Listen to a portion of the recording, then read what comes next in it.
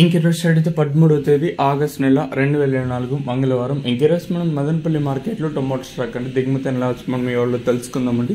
నేనుతో పోల్చుకుంటే దిగుమతి తగ్గిందా లేదా పెరిగిందా వెయిట్ అనే వాళ్ళు తెలుసుకుందామండి. తెలుసుకునే ముందు ఛానల్ సబ్స్క్రైబ్ చేసుకోవద్దు.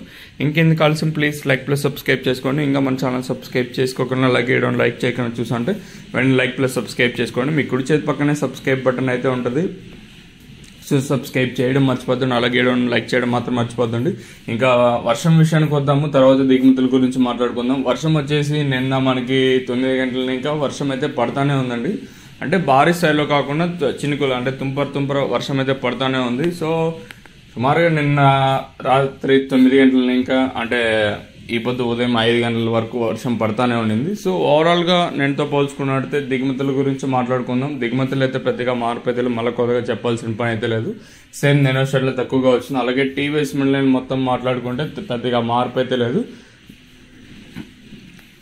సేమ్ నెనోషెడ్లో తక్కువగా దిగుమతులు అయితే వచ్చాయి. అలాగే జీపీఆర్, ఎంఆర్ఎం, భాగ్యలక్ష్మి మండి లైన్ మాట్లాడుకున్న దిగుమతులు అయితే పెద్దగా మార్పు అయితే లేదు. అలాగే స్టార్టింగ్ పాతాళం ఓవరాల్గా మొత్తం చూసుకుంటే దిగుమతి నెనోషెడ్లో ఇది కూడా తక్కువగానే దిగుమతులు అయితే వచ్చాయండి. సో ఇదండి ఇన్ఫర్మేషన్ ప్రస్తుతానికి ఉన్నది మన మదనపల్లి మార్కెట్. ఇంకా ఓవరాల్గా దిగుమతులు అయితే పెద్దగా మార్పు అయితే లేదు. సేమ్ నెనోషెడ్లో దిగుమతులు అయితే వచ్చాయి. ఇదే విషయాన్ని నేను సుమారుగా ఒక 10-15 రోజుల ఇంకేదే చెప్తాను.